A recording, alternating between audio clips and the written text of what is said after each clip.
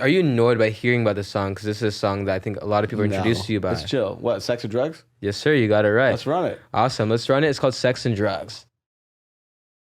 Woo! Woo! What do we do? Have sex. When do we do it? When we do drugs. Let me get a brouhaha. Sir. Yeah.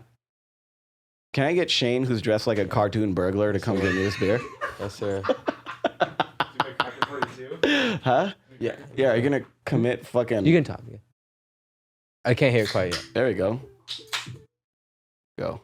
Let's go, dude. Oh, that's the man right there. Oh, that's a good pour. Look at this Seattle pour right now. Wow.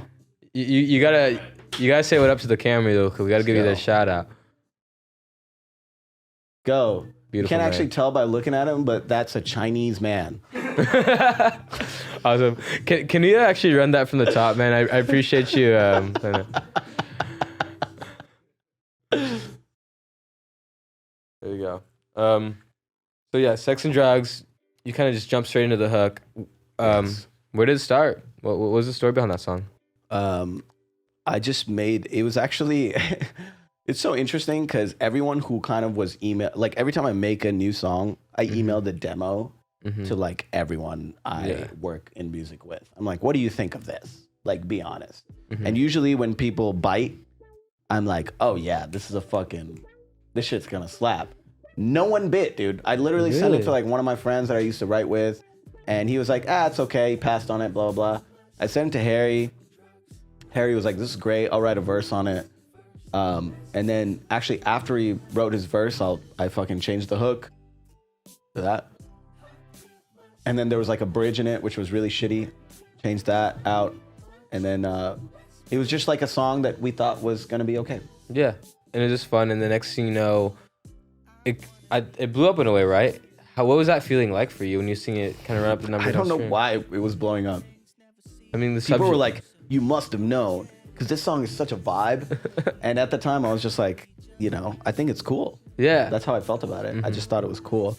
But it really went crazy on SoundCloud. That's what it was. Really? This was during the blog era. Yeah. There's a blog titled thissongissick.com. Oh, really? And they picked it up for a premiere on SoundCloud and on their SoundCloud page. And that really boosted the fuck out of it. Wow. And were you reaching out to those blogs, or did that just happen organically? Yeah. Cold emailing. Wow. And I mean, that's a part of the grind as an artist, right? Is like, you're making this song, but how do you get it out there? I mean, and really the threshold at the time was like pretty high still for like cold emailing, but a lot of people didn't get a lot of stuff right? Like you wouldn't like think to go read the blog, look at the name of the person who posted the latest fucking song that was popping off.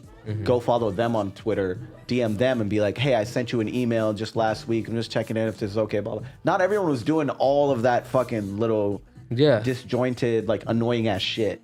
I had time on my hands. I was just like, I'm going to do all this annoying ass little fucking shit. Yeah. And like see if I can actually make a connection here and there.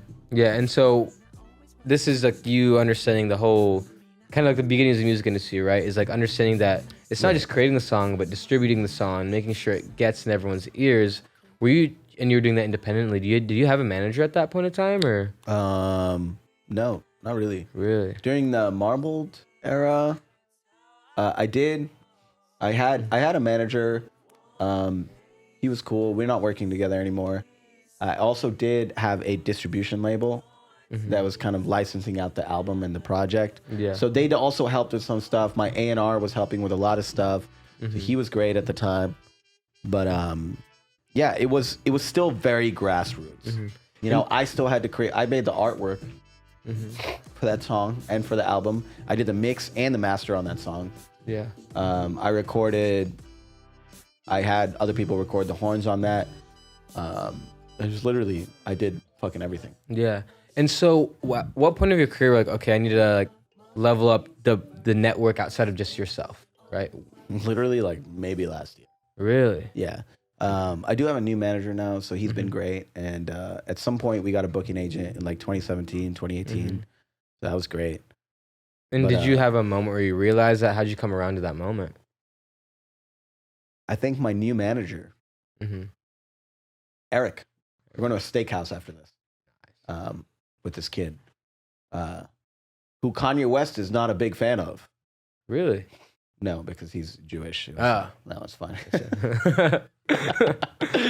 But Eric's great. He told me to expand my network and, you know, go hire other people to do stuff, get it off your back, and then like try to focus on just.